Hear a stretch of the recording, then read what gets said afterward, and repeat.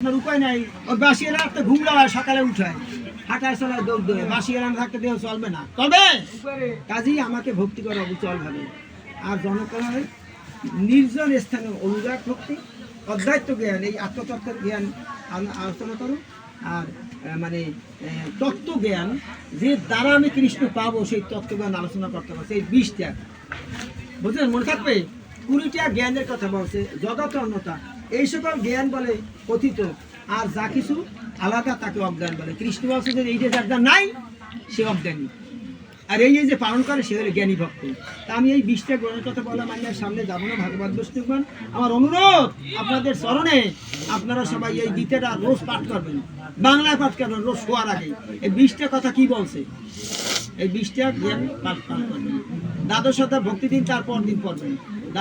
লেখা আছে মাহাত্মে, দ্বাদশ অধ্যায় ভক্তিযোগ প্রতিদিন যে পাঠ করে তার অন্তিমে সে কৃষ্ণ কৃপা লাভ করে। আমি তার মাহাত্মে পাইছি, গীতা 18 অধ্যায়ের মাহাত্ম্য আছে। আর 16 অধ্যায়ের 1 থেকে 3 শ্লোকে 26টা গুণ দেবতার কুলে যারা, সেইটা আপনারা পাঠ করবেন। একদিনে না পারেন ভাগ ভাগ করে পাঠ করেন। যে কয়দিন আসেন তারা গীতা পাঠ করেন, কৃষ্ণ যেন খুশি হয়।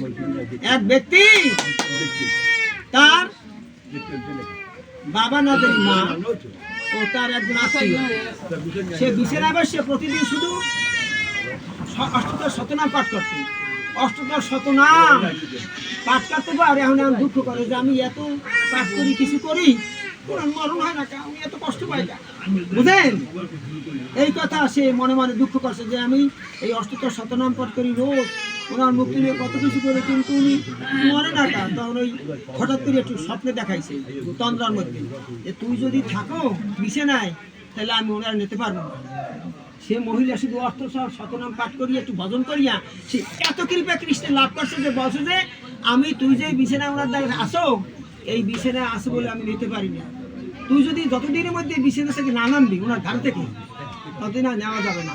উনি করছে কিন্তু পেশা করতে, মানে দিনের বেলা একটু পেশা করতে নামছে, এর মধ্যে নাম সারা ভাগবত বিষ্ণু। সুতরাং ধর্ম করলে কখনো বিফলে যায় না। সে ভাগবত বিষ্ণু ধর্ম করতেই হবে, করতেই হবে। ভাগবত বিষ্ণু ওম কৃষ্ণ একটা প্রণাম করছি।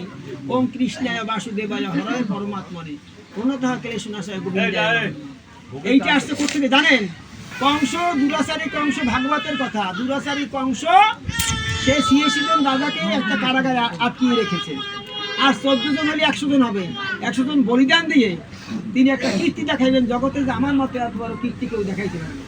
কংসের মানে শ্বশুর জরাসন্ধ, মহারাজ কংসের শ্বশুর, কৃষ্ণের যে মামা কংস, তার শ্বশুরের নাম হলো কংসের জরাসন্ধ।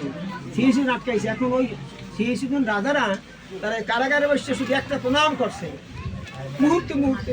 ওম কৃষ্ণায় বাসুদেবায় হরায় পরমাত্মনে পূর্ণতঃ ক্লেশনাশায় গোবিন্দায় নমো নমঃ।